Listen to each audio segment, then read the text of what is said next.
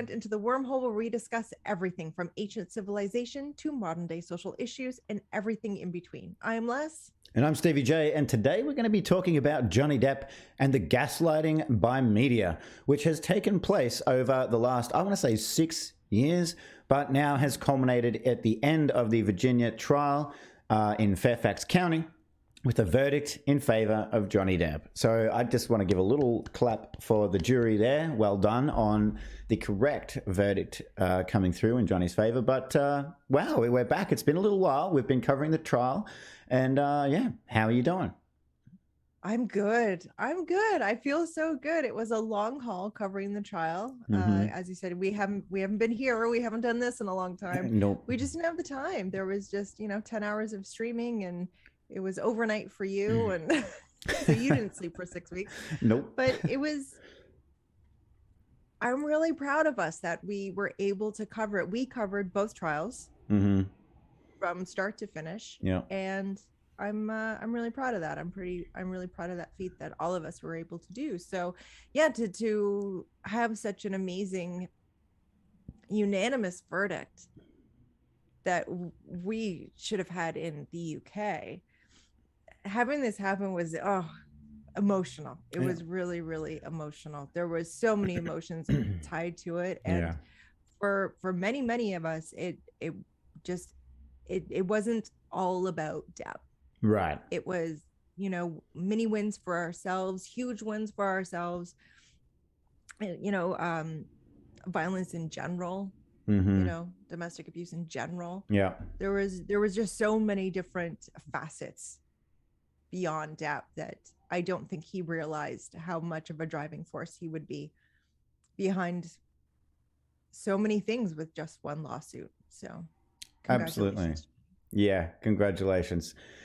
And just for people who may watch this podcast or watch this channel but don't necessarily watch us on our other channels, Johnny Depp had a lawsuit, the second lawsuit in Virginia, but just finished. If you haven't seen, social media or media in general, and the trial went for about 6 weeks. We covered it every day on our other channels, and it was really amazing to see just how everybody interacted, all the witnesses, Johnny himself, Amber, and you're right, there's so many different facets to this with, Johnny actually, or the world actually being able to see and hear Johnny for themselves, tell his story, tell the truth of what really happened in their relationship. And then we got to hear from Amber Heard. And whoa, if anybody thinks that B-Hatch is telling the truth, I think you need to take a look at your life, because she did not tell the truth in, I feel, one instance. I mean, the way that she interacted and the way that she acted, to be honest, on the stand was just something. Well, the word that comes to my mind, and many others have used it too, is scary. She was scary on the stand with just the lies that she told and her demeanor. But covering this trial was really interesting in a lot of ways. But like you said, it's been such a long journey since the UK and that horrible verdict there, that when Johnny won, if people want to check out our reactions, go check out the verdict stream we did. I mean, we just couldn't help it. We just could not help the reactions we had, which was just pure elation for Johnny. I mean, and for all those other reasons you mentioned too, because it was so long that we were covering it. And to be honest, we were covering it for a long time where nobody cared about it. And it's great to see that more people started covering it when the trial started and things like that. But covering it for years with everybody telling you, oh, what are you doing that for? What do you care about that for? And all of those things. It's just so good. So emotional to see him win, and it's just amazing. So, but today we want to talk about, as we said at the beginning, gaslighting in the media. And well, if people have watched this podcast or listened to us before, they know our thoughts on mainstream media, but Johnny Depp is just a whole other kettle of I love you some. That's it. We're done. Thanks for watching. Mainstream media. Have a great week, guys. But look, what are your thoughts on? I guess one of the big topics that's come up, one of the big headlines that's come out, even with a unanimous verdict from a jury, is that this has been a setback for women. So, being a woman, how do you feel about that headline? Well, I don't speak for all women, nor do I want to. Mm-hmm. But for this woman, it's not a setback at all, because I did a lot. Like, I was able to maneuver through a whole lot of stuff in my past with Mm-hmm. this trial, just, uncovering all the lies and unpacking it all. It was very therapeutic for me. Mm-hmm. And that win was, I felt selfishly, a little bit of a win for myself. Right. And I've talked to a couple other people, and they feel the same. Like, they feel vindicated as well, even though our perpetrators didn't get the same punishment. It was still a win. Me personally, I don't think it's a setback for women. I think it's, if anything, it's a setback for people to be lying about it. Like, right. This isn't going to stop. This shouldn't stop people from coming forward. It should stop people coming forward with lies. Right. That this is the message. Mm-hmm. This is the message, because this whole thing, and whether it was the intention or not, #MeToo turned into believe all women. Mm-hmm. Yeah. And I don't fucking think so. I've met women. You know a few? Well, I know a few. Yeah. And some of us are not all that fancy. Some of us are not all that great. And we will lie, cheat, and steal to screw someone over, to get what we want, to whatever. And it's not all. So to believe all women would be to, it's, as you say, to put everyone in the same camp. So believe all women, so all men are jerks.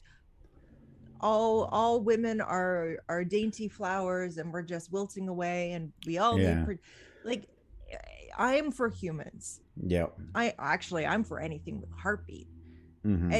Anything with, not even with a heartbeat, anything with any kind of vibration that is living. Yeah. I'm for that.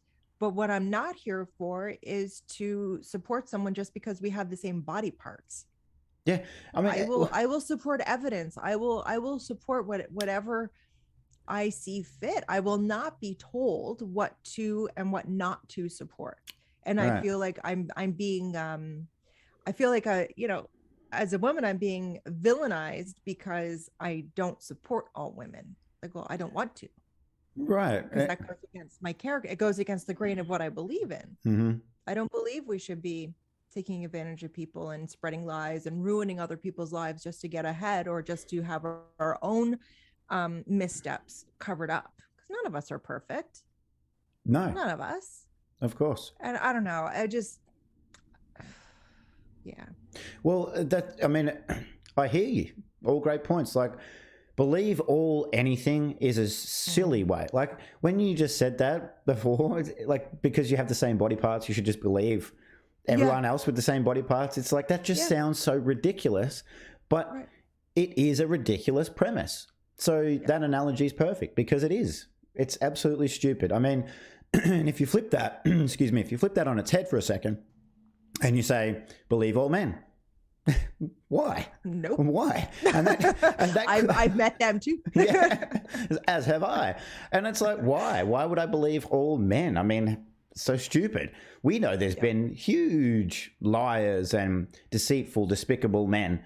But the thing is, for some reason, in overall in society these days, we seem to dismiss the female side of that there's, disgusting, deceptive women as well. Mm-hmm. And it's so disingenuous, and the media just wants to roll out there and just keep saying the same thing over and over again. But in terms, for me, like, from my perspective, the way I see the verdict in being in Johnny's favour, it's actually, if you take the genders away, it's actually a verdict in favour of truth and in favour of justice. Because there was so much evidence here, despite Amber saying she had overwhelming evidence about 50 billion times without ever showing it. Never seen it. Yeah, without ever showing it. It's like a magician with a rabbit in the hat, and the rabbit never comes out. It's just never there. So, hashtag cancel all magicians. No. But it's a win for truth, and it's a win for justice, because the evidence that was presented was overwhelmingly in Johnny's favor, and it supported Johnny's side of the story, which was in fact the truth. And so I see this as not a setback for anybody. It's a win for justice itself, because we can look at this case and go, okay, so when the truth is presented and the evidence is presented, we can get a verdict that is supported by that evidence and the truth. And so it shows that to everybody else out there, male, female, in between, doesn't matter. Like every single person, it shows them, okay, if I have the truth and the evidence on my side, I can actually be victorious, which to me seems like a huge win. And from the male side of things, when there's so many false accusations put out there these days and people getting cancelled and all that kind of stuff, it says to all of those, poor blokes out there that are falsely accused, it says, I've got a shot. I've got a chance at this to actually clear my name. Now, not everybody has millions of dollars like Johnny, of course, but what this verdict does is set a precedent in the court system, in the actual legal system, as a reference to, and we heard throughout the trial, the lawyers referencing case law and previous cases and stuff like that. So it gives them a reference point now to go, okay, well, Your Honour, and this is in a different case, Your Honour, I'd like to reference John C. Depp versus Amber Laura Heard and what was cited there. So I think it's a huge win for truth and for justice.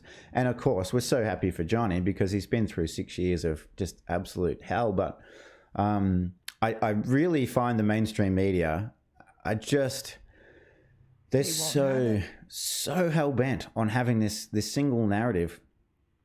And I don't know, I guess it's been the popular narrative, but I just don't know why they think it's still helpful to perpetuate that same narrative after a jury has given this verdict. I just don't know why. No, do you think it's maybe because they have to eat crow now and they really don't want to? Like, or is it because their quote unquote or boss, Murdoch,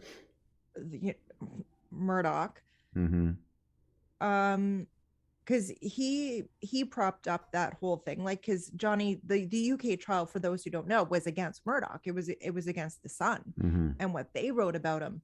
And instead of sending in the guy who wrote the op-ed or the article, they sent in Amber. They sent in Amber on this guy's behalf for her to go and spew all this stuff. And let me just say that when it wasn't a win in the UK, she took that on. She took that on as a win for her. Yeah. And it wasn't. She was just a witness. It was two different articles written by two different people in two different countries. Only, it was about Her Highness herself, essentially. Like it was all based around her original lie. Yeah. All of this is based around her original lie to get the TRO, to get the money, to get the penthouses, to get whatever she wanted. Yeah. So when that loss happened, I had a lot of men come to me and say, I don't stand a chance. Right. If Depp can't win, I don't stand a chance. And I don't know. And I'm gonna have to look into this now because I just sparked something in my thought process. I'm wondering how many, if accusations and allegations went up after that. Ooh, that's because a really good question. What that told us is that if you're a shrinking flower and a dainty little gal, you can go in with no evidence. You can go in and change your story on the stand in real time, and you can still get away with it. Yeah. So I'm just wondering that, but going back to Murdoch, like, I just wonder if he has to, because to me, in my own humble opinion, and this is just my opinion, I think he's a pompous ass. So if that's his narrative of the believe all women, yeah. And I'm just wondering, Murdoch, what happens if a woman comes against you? Has a woman ever said, hey, Murdoch, you did something inappropriate to me? I would say yes is the answer to that, but I would say they were paid off very swiftly. very, very swiftly. But do we believe those women? Well, that's just it. I mean, this whole thing, and back to the, you know, I totally agree with you regarding Murdoch and all of that. Like, yeah, they double down, triple down, and they keep going and all of that kind of stuff. But they're so hypocritical. And I think that they believe all women hashtag and movement and all of that. All it does is set people up to be hypocrites. That's what it does, because it's all great, it's all fine until it affects you personally. So like, that's right. As soon as you're all for it and you're waving the flags and you know, doing all this stuff, and then all of a sudden it's your brother who's falsely accused, right? And then you're like, oh well, this is ridiculous. Why why would we do this? And it's like, this is you 10 minutes ago saying believe all women. Exactly. Yeah. So, and this is just it. Like, I feel as though people forget that, you know, like, you know, women watching this, and maybe let us know in the comments, like, do you have a male in your life that you love and respect? Because if you do, this is a possibility for them. This whole, you know, getting caught up in the believe all women, me too. For anyone. Right, exactly. And it's women too. Like, I'm not saying it's not women as well, but. And that's just it. Like, it does happen on both sides. Like on both sides, there are false allegations to get ahead, to cover up your own tracks, to do whatever, to gain financially, whatever it may be. But for what we see, and what's reported, it's women doing it to men. And like, I don't want to ever sound ignorant and sound like I don't believe that it's the other way around, because I know for a fact it's the other way around. I've experienced it. It goes the other way around. Yeah. So, but for the most part, for what, you know, what's reported and what we know of, the majority, I say 80%. 80% is the women doing it, and that's just it. And all men, and like everyone is capable of being accused of something. Absolutely.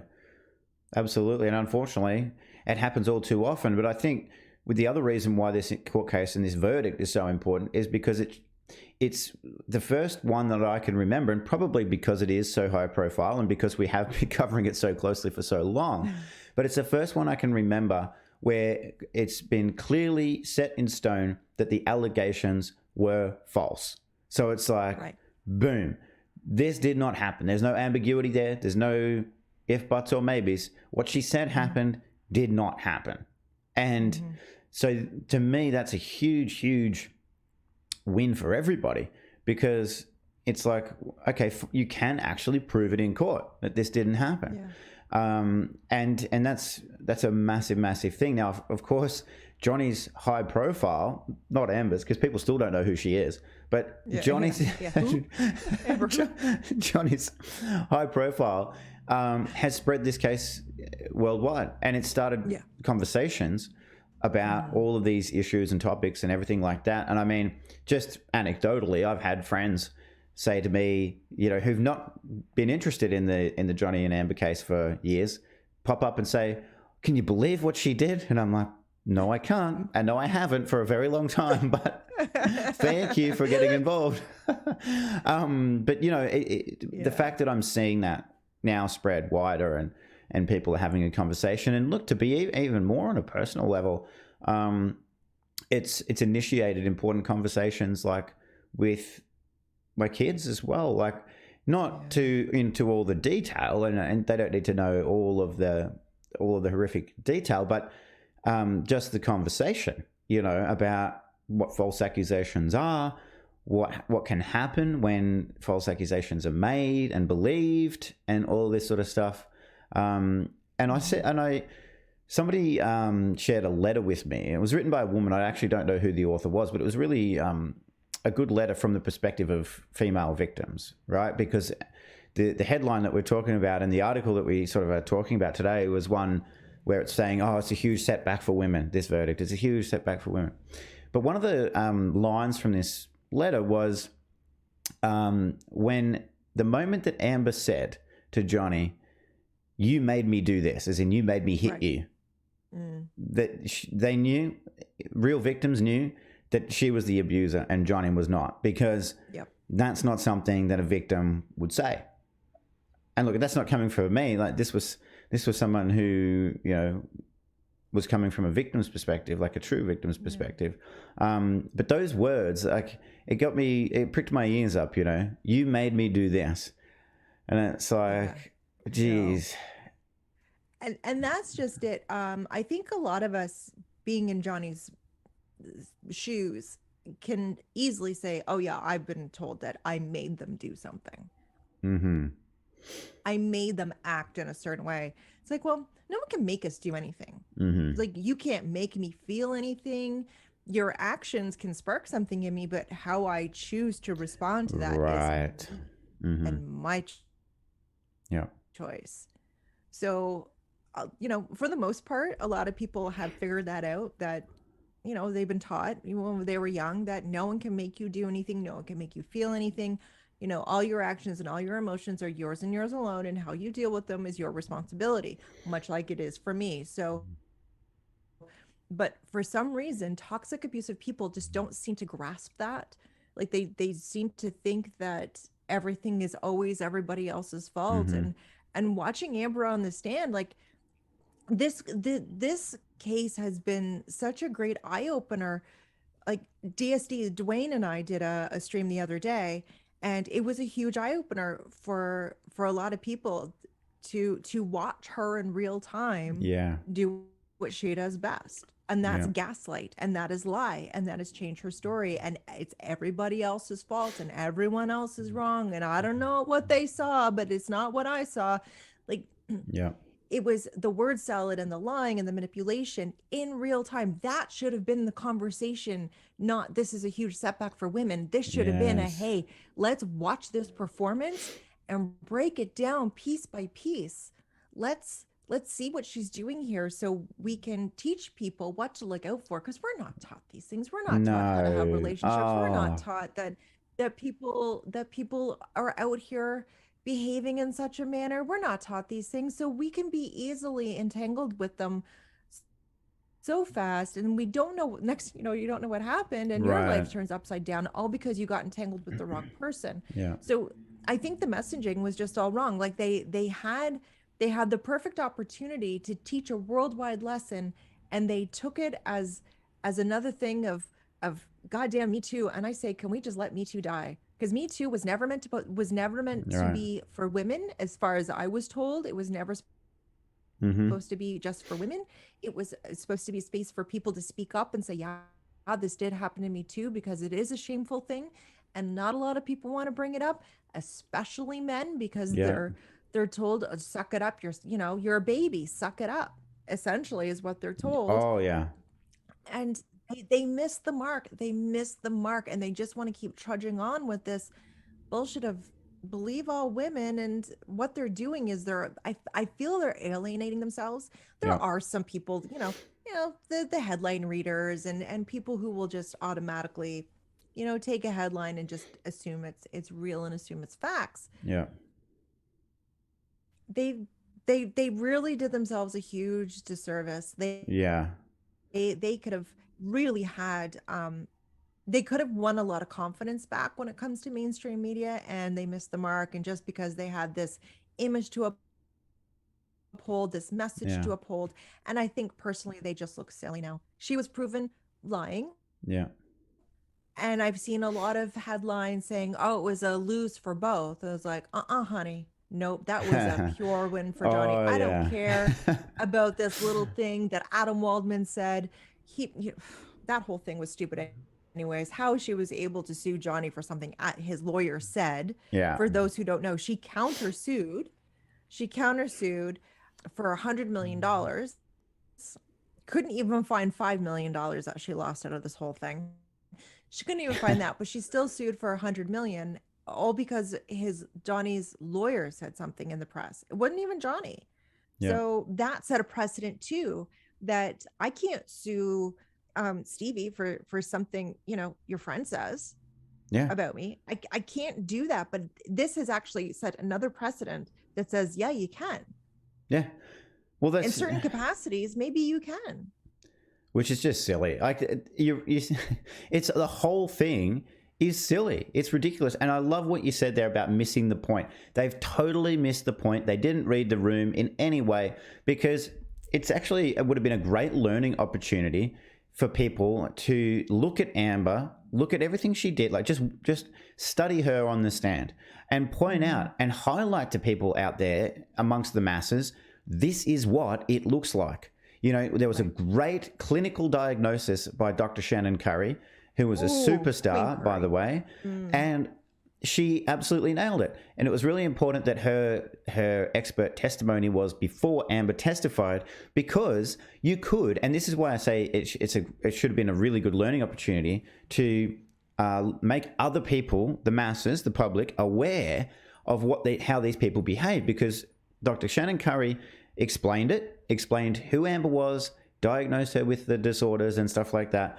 And then we got to see it firsthand when Amber was on the stand. And you go, oh, wow, that's exactly what Dr. Curry said. Oh, wow, that's exactly what Dr. Curry said. And I refer that back to something that Dwayne said on that stream you guys did, which was awesome, by the way. Thank you. He said that a lot of people, as in like Johnny in this situation with Amber, but a lot of people who are potentially in relationships with people like Amber with, you know, either certain disorders or certain traits that she has, could be sitting there watching this trial right now going, oh, can you believe this chick? Yet they're actually sitting next to their very own Amber.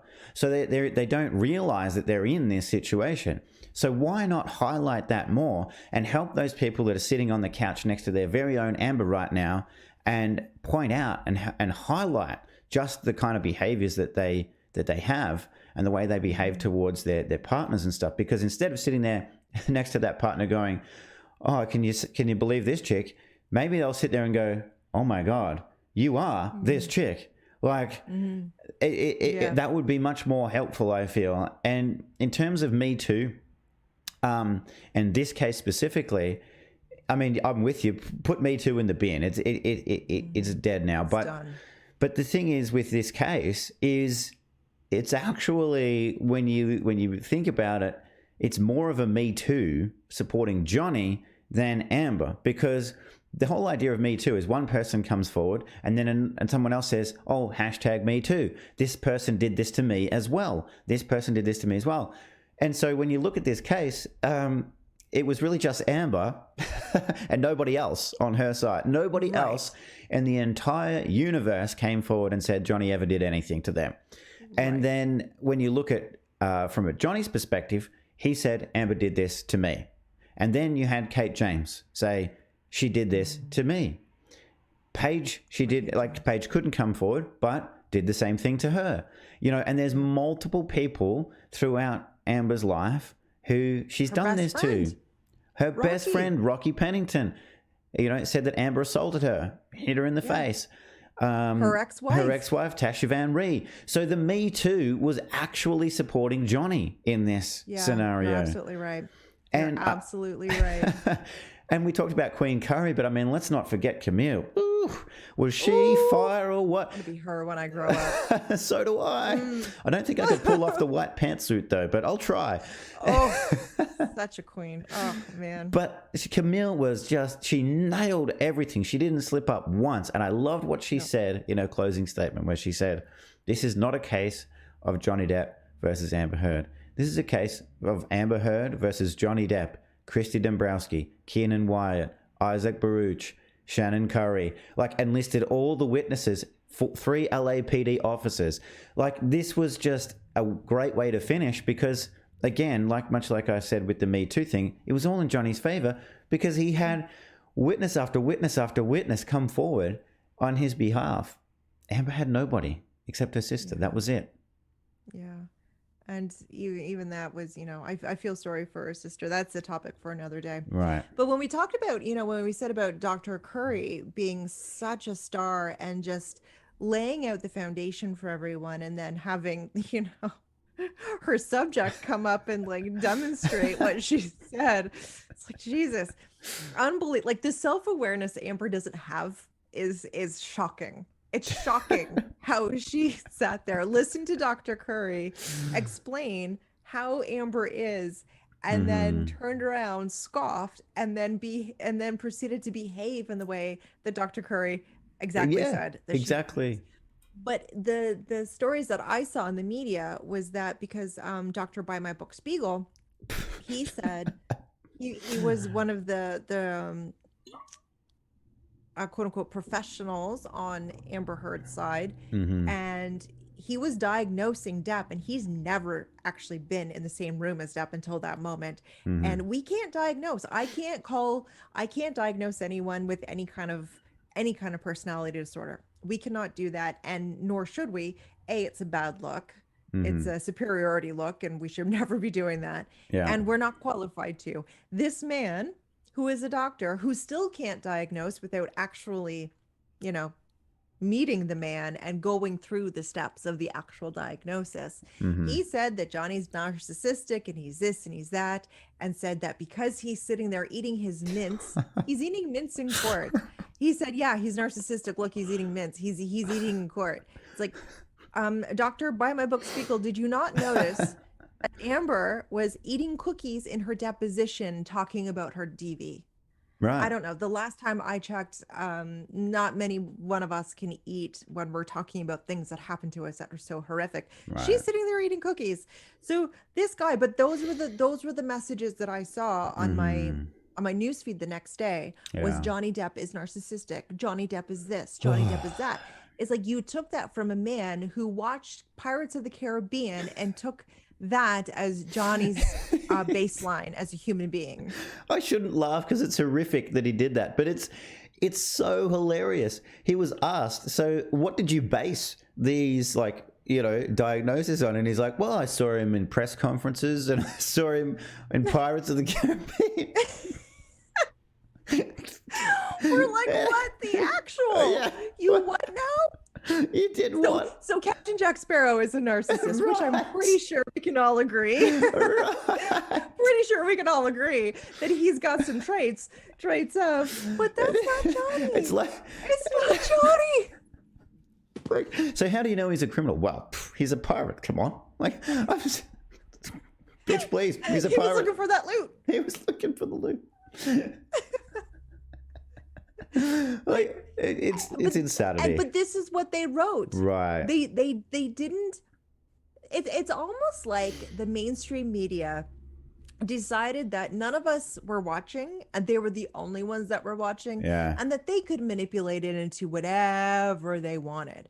So of course the people who couldn't watch or didn't want to watch, they're like, oh, I'll just read about it in the news. That's the message they're getting. But if you actually sat down and watched it and then read that headline, you'd be like, well, wait a minute, this doctor had no right. Had no right, and he never met him before, and he was actually diagnosing Captain Jack Sparrow. So sorry, Lemony Snicket's, Dr. Kevorkian, whatever you want to call him, like this guy was just. Now he was the wrong Spiegel as well. Apparently, allegedly, he was the wrong Spiegel. So he was recommended to Amber's law firm, and they Googled the wrong guy. And they literally got Lemony Snicket's series of unfortunate statements on the stand because he was up there spruiking his book saying, oh, thanks for the promo. But he was arguing with the attorney. Like, oh, it's just a train wreck, absolute train wreck. I mean, didn't do Amber any favors. No. Neither did Dr. Dawn Hughes, who was, the other expert psychologist who was meant to be rebutting and refuting Dr. Curry's testimony. But again, she was hostile and she was aggressive when she came back, basically telling everyone that she was right and Curry was wrong. And it was just it was just really in bad taste. Now, the other thing that was in bad taste, and I want to make sure we touch on this too, because the headline we're talking about today is that, the one that said this is damaging for women, right? Yeah. But, watch the trial, people. Watch Amber's testimony. Even if you don't watch anything else, watch Amber's testimony and you will see something unbelievably scary. She's in the middle of talking about these allegedly horrific things that happened to her. She's talking about, SA and like all of these horrific things that allegedly happened to her. And so she's trying to squeeze out a tear. She's face is all scrunched up. As soon as the lawyer, Camille Vasquez, objects to what's going on, she snaps out of her, trying to cry face and daggers right at Camille, and then looks over at the jury. And she looked at the jury every single time she was asked a question. Her neck snapped to the jury, and she just, it was really crazy. And she couldn't give a straight answer for anything. As I joke about this, but as an example, that whenever they first come onto the stand, they're asked what their name is. And just as an example, someone asks her name, and she's like, yes, that's the name I was given at birth. Yes. And she won't just say, yes, that's my name. It's like, Amber, did you live in California? The state where I lived was called California for a long time. I believe that's where I lived, yes. It's like, just answer the freaking question, lady. You nailed it. But that's what she was like. Oh my God, you're absolutely right. But yeah, there's never a yes or a no. and I gotta tell you, she's very triggering for many, many people, because they're thinking, Jesus fuck, man, I put up with that too. Yeah. And it's the most frustrating thing. It's like, do you want spaghetti for dinner? And then you'll get a whole diatribe. You're like, all I wanted was a yes or a no. Mm-hmm. That's it. Yep. That is it. And so you're absolutely right. For them to sit there and say, this is a disgrace for all women, and all women, are devastated by it. I'm devastated that I do have the same body parts as her. And she thought, and she still thinks, that she represents women. Mm-hmm. In her statement, she said, this is a horrible day for women. It's like, no, it's just a horrible day for you, honey. That's all it is. The rest of us are fine. And I'm really hoping that, younger girls, I don't know, anybody took a look at that and said, I'm going to go do that. Right. I'm going to go do that. And I'm really hoping that this deters people from lying. Yes. Speak up, have your evidence. Because Amber said, all in the media, even with all the evidence, a woman can't win. Well, not too long ago, they were saying that the UK was a win for her. So she did win with no evidence, if we're going on that logic. Right. She won with no evidence. But if you have your evidence and you stay the course, I can't promise you a win at every moment. And there are so many men struggling out there. And I have one myself right now, that he was falsely accused. It was tossed out. It was found there was no promise for it, so the judge tossed it out, and he's still fighting it. He's still guilty of that thing that a judge has said you're not guilty of. The courts are still kind of punishing him for that, and he's fighting for his kids, and it's horrific what we do to men. It's horrific when we sit back and we watch. They're struggling in silence. Yeah. And we somehow think that they don't have feelings, like this isn't affecting them, that they're not crying themselves to sleep at night because they're missing their kids and they don't live at home anymore, and they got removed so abruptly that all their stuff is still at the house and they can't go back to get it. For whatever reason, we have decided that men don't have feelings. Yep. It's true. It's so true. It's like when it comes to men are just expected to get over it, get on with it, put up with it. Yep. It's fine. Yep. Because men, but then again, I go back to hypocrisy, because then, the people who advocate for Me Too are also like, oh, men need to be more emotional and they need to share their fee-fees and everything. And it's like, yeah, but you say that, and then men share it, and you go, oh, get over it. You're a man. Yeah, what problems could you have in your life? You're a man. And it's like, well, how long have you got? There's a list. But yeah, it is. It's so, if nothing else, this trial, this verdict, and I really do believe Johnny is inspirational. And even if it is just the tiniest little bit of inspiration for other men like him out there, to, even if it's just that inspiration to just go on, take that next breath, take that next step, just keep moving forward. That is a huge deal. And I know that, personally, a lot of men have been reaching out to me just, because I do advocate for men, in these situations, but they've never spoken about their abuse before that they've suffered. Right. And so them coming forward is a huge win. Like coming forward and feeling like they can share what has happened to them. It doesn't necessarily mean they're going to get their lives back or it's going to, change what's happened to them in the past. But what it does do is if it allows them to share and feel like they can share it, then more people can come forward and share, and we can actually expose this thing that does happen to men that really happens in silence so often. And a lot of people will come back to me especially, and they'll say, oh yeah, but look at the statistics and everything, and I agree. Women are just as important. We're all just as important as each other. But the thing with the male statistics is they don't come forward because of the shame, because of the ridicule, because of not being believed. And so the statistics are so skewed. I mean, here it's 750,000 plus men, victims of domestic violence every year. That's reported. Right. But the amount of men who go through this and never report it, I feel like the statistics are far higher in reality. Oh, I agree. And let's talk about that for a second, because I'm sure we're coming up to the hour, and I want to make sure that we do cover this. So in your country, because I haven't figured it out here, so we can't talk about that, but your country is kind of disgraceful when it comes to how it treats its DV and men. So how many shelters are there for men in Australia? With our population of about 27 million people, there's one shelter for men. Okay, good. And how many are there for women? I can't count. There's too many. Okay. I will just say probably at least over 150, 200. Okay. You guys just got some funding for shelters and help for DV victims, which is fantastic. How much money?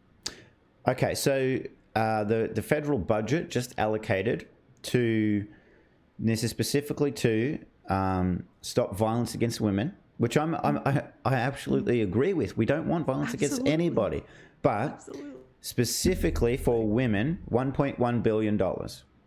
Okay, that's great. How much for men? $0. Okay, perfect. So saying that, Stevie has taken it upon himself to kind of try and fix that. How is it that one man is trying to fix it and the government, with all these billions of dollars, can't slide over $1 million for the men? It's not a good look. It's not a good look. And unfortunately, what's gonna have to happen, unfortunately, is that something's gonna have to happen to one of the government facilitators that works in that sector, or their son or their nephew or something is gonna unfortunately have to happen for them to relook at it. I've never understood, because governments were created by men, let's be honest, and they're really designed to screw over men. They're not there to protect them in the ways that I feel that they should. Yeah. So Stevie has, I'm going to put the link in the description box, but he has got a fundraiser going to get up some shelters around Australia. We do have some here in Canada. There's one not too far from me. I just don't know how many there are, because when you go to Google it, it is mostly for women. Yeah. So unfortunately for men, there's really not a lot, but there is one here. I'm gonna get in touch with them. But if anyone is interested in donating, and if you can't donate, because we understand not everyone can, just sharing out the link. Yeah. Just sharing out the link, and yeah, because he's in the fundraising phase, and then once he gets to his goal, then it will be onto the actual like moving forward with the structures. Right. That's it. Thank you for mentioning it. Yes. Yep. And so at this stage, just to let everybody know, like, so I've the fundraiser's going, and it's about 50% of the funds have been raised so far to do the initial, start the initial legal framework, because there's a lot of intricate stuff in setting up like legal stuff to set up a charity, and that's what it has to be. Like a not-for-profit is really what it's called. Yeah. And so we're almost there. Like, and when we get the legal framework all set up, that means then we can officially start doing like actual events, maybe, you know, fundraising events to get to a point where we can actually build the shelter and provide this place of support for men. So I'm really excited about it. I mean, it's hard because the government's not really that interested. People are just not really that interested in men's issues, unfortunately. But we'll keep pressing on and we will make it happen. It will happen sometime, but as much as people could share, that would be absolutely amazing. And all it takes is reaching, you know, if it's a share, all it takes is reaching the right person, that one person who's got a big audience, big platform, and, you know, we could get more help and more pressure on the government, stuff like that. So yeah, absolutely. I think pressuring the government is where it's at. Yeah. Because, you know, 1.1 billion and can't even slide over $10,000 to the men. Right. Like that's the shocking part. Yep. $0. That's what the government thinks of men. Yep. Nothing. In this situation. Nothing. Yep. It's shocking, actually. And the men and women, like if you have children, if you have a father, if you have a husband, a boyfriend, whatever, like a man in your life that you absolutely completely care for. Yeah. Everyone should be in shock that the government just isn't giving a shit. Absolutely. Well, and you're so right. Like, unfortunately, men are dismissed, men are dehumanized, men are basically, in society's eyes these days, unfortunately, men are seen as irrelevant. I mean, just a utility to do things, to do stuff, and should not speak otherwise, you know. And it's insane to me. It's absolutely insane to me. And I think what Johnny has done here is just fantastic, because he's such a kind and genuine guy that no one in history can say anything bad about him except for one person, Amber. And she's a liar, a massive liar, which has now been proven in court, which is huge, absolutely huge. So I hope with all of this that the attitudes can shift towards men and women, you know, but it can just really be a conversation about the truth, about evidence, and, you know, justice can actually prevail. Justice can actually prevail. Yeah, absolutely. And I really hope this doesn't deter people, because if it happened, come forward. Yeah. But that's it. And if you're too afraid to pursue it, we never know what's going to happen when you just tell someone you trust. Yeah. Or call a hotline, or just tell someone, like, get it out. Yeah. Because that will eat you up inside, like literally, and make us sick. But we never know what will happen when we start the conversation. Yeah. We never know. So even though it's scary and even though it's terrifying, start baby steps, and because you just never know what will actually come of it. Yeah. Your entire life could change upside down for all amazing reasons, just because you decided to free yourself of that horrible secret. Yeah. Horrible, nasty secret that you're carrying around. 100%. Yeah. Well, look, we've come to the end of this episode already. It feels like it's been about 3 minutes, but it's it been. Really does. I'm so glad we're back doing this, and it's been me too. Such a good conversation as always. So, thank you, and thanks everybody for watching, listening. You know, let us know in the comments or on social media if you want us to talk about anything else, any other topics you want us to cover as well, because we're always open, and on this channel and on this podcast, we're literally open to everything. So feel free to let us know. But yeah, thank you for such a great conversation again. Thank you. And so glad to be back. Absolutely. Life is back on track now. It is. All's right in the world. Well, everybody else who's listening, watching, everything, have a great day, week, night, whatever it is, and we'll catch you all next time.